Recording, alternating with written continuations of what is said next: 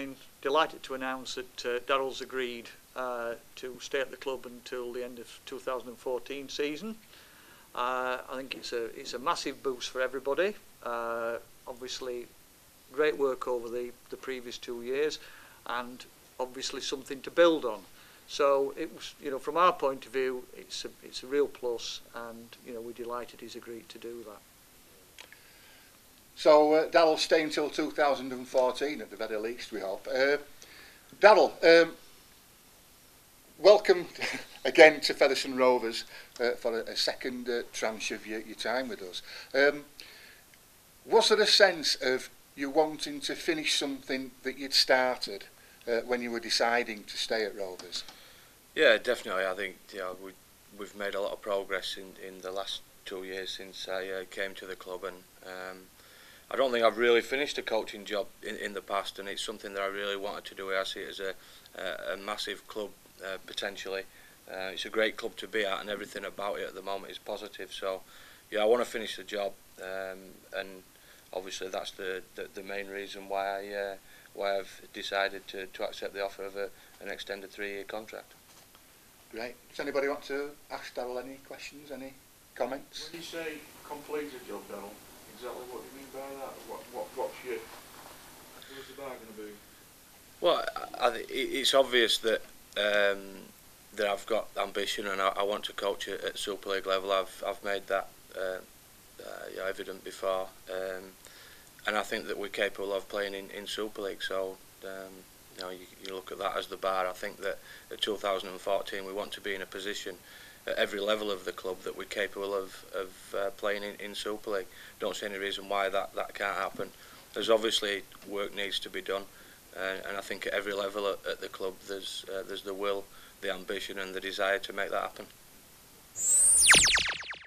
Darryl Powell, head coach of Featherstone Rovers, just signing a 3-year extension to your contract. You must be confident that Fev are a sustainable club to sign such a lengthy contract.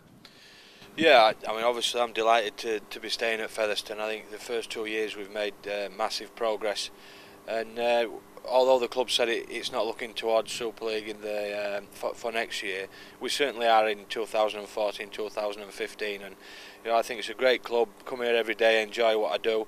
People are great. The desire and ambition to grow the club is magnificent, from the directors right through to the players. So yeah, I'm absolutely confident that we've got everything we need to get where we need to be, which is Super League hopefully in the future. But we need to dominate this level for the next 3 or 4 years to be able to achieve that.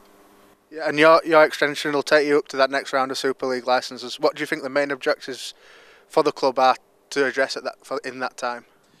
Well, the ground's one of them. There's, we've got to do something about that. It needs to be the capacity needs to be greater than it is now. The plans are in place, so that's not a problem.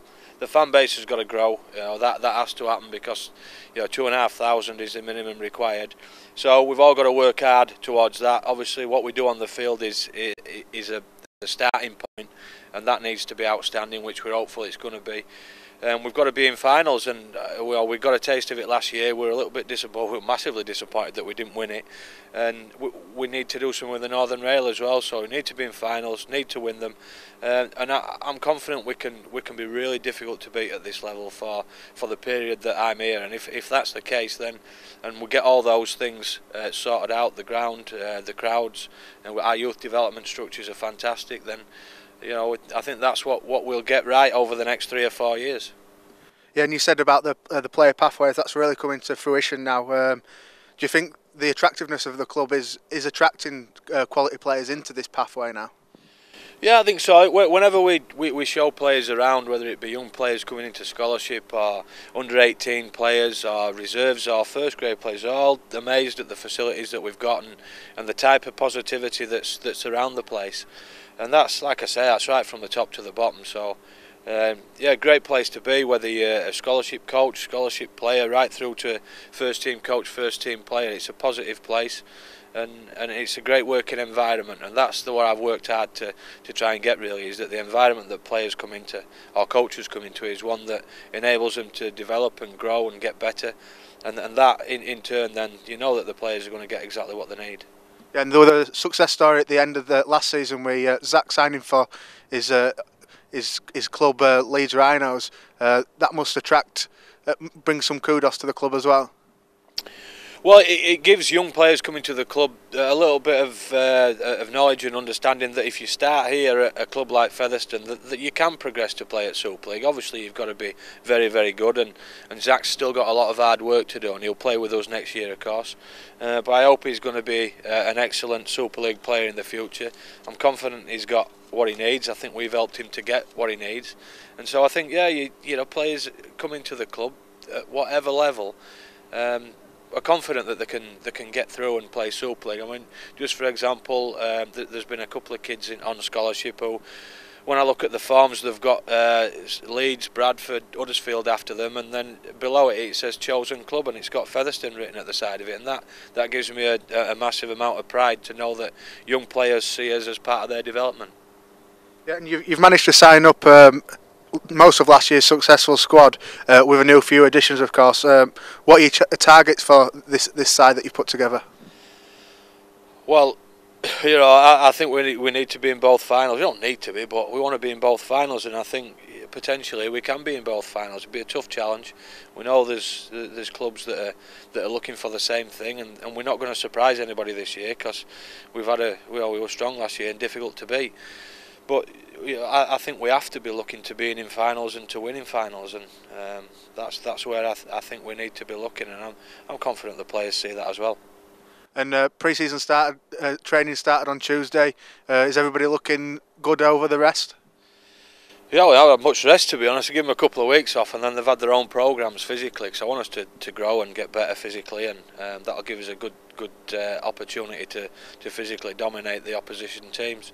But they're in good shape. You know, boys are in good shape mentally, physically. We've got a couple of injuries, but they'll be right for the league season, and yeah, we're looking great. And the first hit out will be against Hunslet on Boxing Day. What do you see? Do you see yourself putting a full team out against that side? Yeah, well, we're still looking at our pre-season programme at the moment. It'll be a strongish team. Yeah, we'll be, you know, it'll be like two Featherstone teams playing against each other, won't it? But yeah, it'll be a good hit out. Hopefully, we can get a good crowd down and they can enjoy what'll be a good tussle.